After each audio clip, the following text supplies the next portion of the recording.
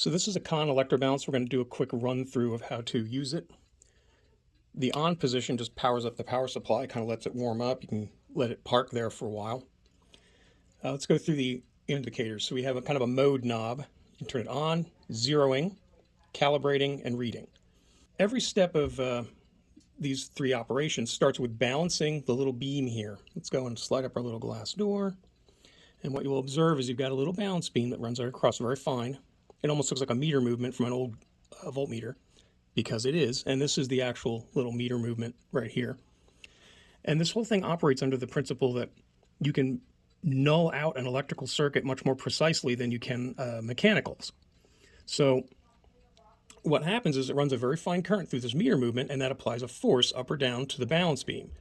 And when that is balanced, the current running through it essentially reflects how imbalanced the beam was to begin with. So the first step of this is setting a set point at our 0. Then we set up a set point at a known weight, like a 1 gram weight, whatever our scale, our maximum scale is. And that's in the calibrate mode. And then we can read, because we have essentially our linear relationship set up in the circuit. And then we use this knob here to null out with this little galvanometer the additional current required to compensate for the fact that we've changed the weights on either side of that calibrated beam. So the first thing we observe here is we need to get the beam essentially balanced, a little below balanced, so that we can control it with this balance knob. This is a fun knob. It's a 3-turn potentiometer, but behind it is an 8-position switch. Here's a detent. 1, 2, 3, 4, 5, 6, 7, 8. Okay, and then you can turn it back and forth within that mode. So it's almost like a 24-turn potentiometer. So step 1 is put it into 0 mode. We turn the potentiometer all the way counterclockwise as far as it goes. And it is. And now what we want to do is we want to take our weigh pan empty, and we have a little tiny weight. This weight counterweights the pan so that we can apply just a little bit of oomph to our balance knob. We're not even like a quarter turn, and we can get the beam into balance. And it's right almost there. There's a little indicator right here, this little eyeball thing. And when it's in balance, what we do is, so it's basically applying a small amount of current through this movement to get it into balance and keep it level. But now what we want to do is we want to essentially counteract that and null that out in the circuit as our 0 point. And that's what this little button does. You can't really see it because it's not doing much, but let me go and move the 0 knob a whole lot out of the way. Here we go. So as we get to the 0 position, which nulls out that current that we're applying here, the needle gets into the center and a little bit, and now we have set our 0 point. So with the 0 point set, what we do is we take a known weight that corresponds to the maximum scale set on this knob up here, which is set for 1 gram. And, well, my weight just flew across the room. Hang on a second. So we have this little tiny weight here. I'm going to go clean them up before I'm done. But this is 1 gram. It's been measured on a much better balance than what I have. And we gently put him into the little basket. Okay, and then we make sure our little counterweight is still on there, because sometimes it just flies off. So now what we're going to do is set the high end of our linear relationship by putting it into calibrate mode.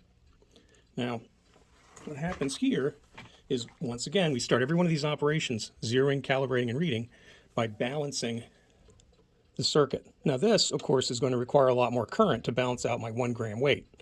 So we just keep going until we hear the detent position. Click, click, click. You will notice that one of these, the scale just moved up. You can actually see it. And now we can control the balance with the little knob up and down. And what we do is we get that balanced. There we are. So now we have set our 1 gram, 0 grams, 1 gram in our linear relationship up and down. And now we can read. So we're going to remove our little guy here very gently. Or just fling it all over the damn place.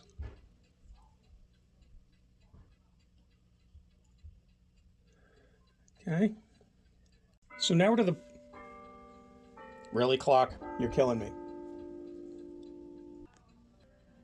Okay, so at this point what we're going to do is actually measure our unknown, which is this little guy right here. And that means I have to awkwardly get him into this thing again, which is always fun. Get in there, you. Oh, God.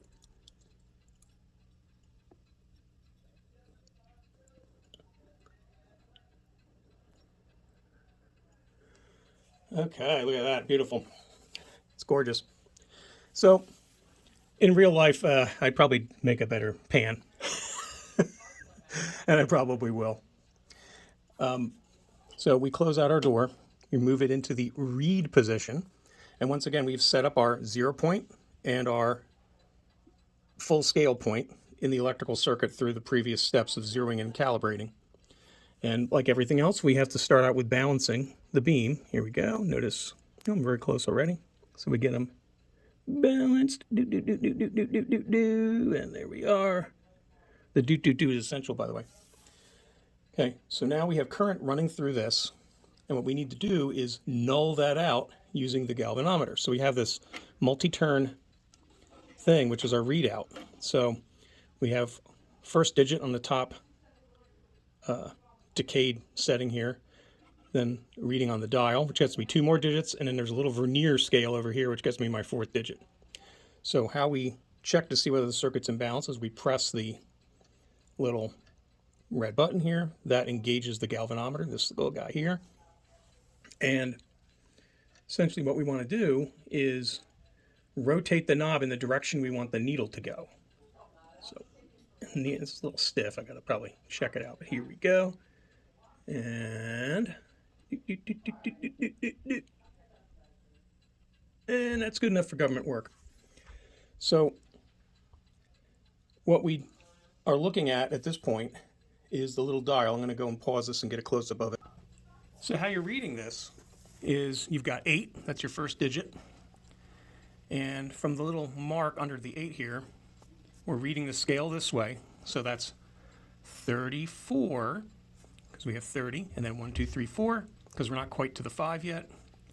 So 8, 34, and then we look at the little vernier scale. And if you've never read one of these before, this is one of these things you can easily Google.